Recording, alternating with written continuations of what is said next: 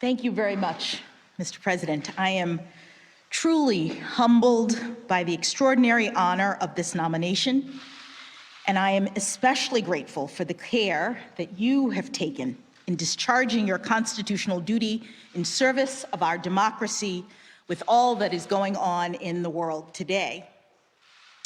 I also offer my sincerest thanks to you as well, Madam Vice President, for your invaluable role in this nomination process. I must begin these very brief remarks by thanking God for delivering me to this point in my professional journey. My life has been blessed beyond measure, and I do know that one can only come this far by faith.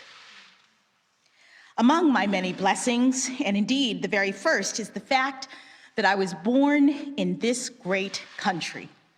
The United States of America is the greatest beacon of hope and democracy the world has ever known. I was also blessed from my early days to have had a supportive and loving family. My mother and father, who have been married for 54 years, are at their home in Florida right now, and I know that they could not be more proud. It was my father who started me on this path when I was a child, as the president mentioned. My father made the fateful decision to transition from his job as a public high school history teacher and go to law school. Some of my earliest memories are of him sitting at the kitchen table, reading his law books.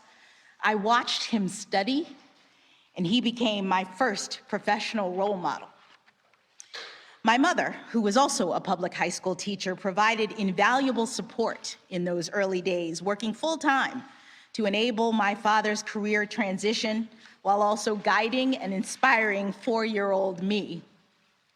My only sibling, my brother Ketanji, came along half a decade later, and I'm so proud of all that he's accomplished. After graduating from Howard University, he became a police officer and a detective on some of the toughest streets in the inner city of Baltimore. After that, he enlisted in the Army, serving 2 tours of duty in the Middle East. I believe that he was following the example set by my uncles who are in law enforcement. You may have read that I have one uncle who got caught up in the drug trade and received a life sentence. That is true. But law enforcement also runs in my family. In addition to my brother, I had 2 uncles who served decades as police officers, one of whom became the police chief in my hometown of Miami, Florida. I am standing here today by the grace of God as testament to the love and support that I've received from my family. I have also been blessed with many dear friends, colleagues, mentors, law clerks. I could not possibly name all of the people to whom I owe great thanks. But I must mention specifically the 3 brilliant jurists for whom I had the privilege of serving as a law clerk at the outset of my legal career. U.S. District Judge Patty Saris in Massachusetts, U.S. Court of Appeals Judge Bruce Selya in Rhode Island, and last but certainly not least, Associate Justice Stephen Breyer of the Supreme Court of the United States.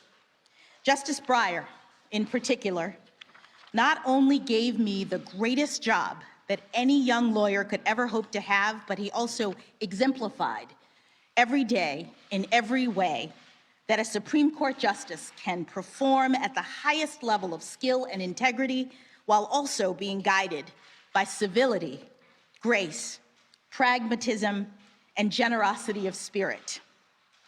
Justice Breyer, the members of the Senate will decide if I fill your seat, but please know that I could never fill your shoes. To my dear family, those who are here with me now and those who are watching from home, I am forever indebted to you for your love and support. To my beloved husband, Patrick, thank you for being my rock today and every day for these past 26 years. I love you. To my daughters, Talia and Layla, you are the light of my life. Please know that whatever title I may hold or whatever job I may have, I will still be your mom. That will never change. There are so many other people I would love to be able to address and to thank, but time is short, so let me end by sharing an interesting coincidence that has actually meant a great deal to me over the years. As it happens, I share a birthday with the first Black woman ever to be appointed as a federal judge, the Honorable Constance Baker Motley. We were born exactly 49 years to the day apart. Today, I proudly stand on Judge Motley's shoulders, sharing not only her birthday, but also her steadfast and courageous commitment to equal justice under law. Judge Motley's life and career has been a true inspiration to me as I have pursued this professional path. And if I am fortunate enough to be confirmed as the next Associate Justice of the Supreme Court of the United States, I can only hope that my life and career, my love of this country and the Constitution, and my commitment to upholding the rule of law and the sacred principles upon which this great nation was founded will inspire future generations of Americans. Thank you again, Mr. President, for this extraordinary honor.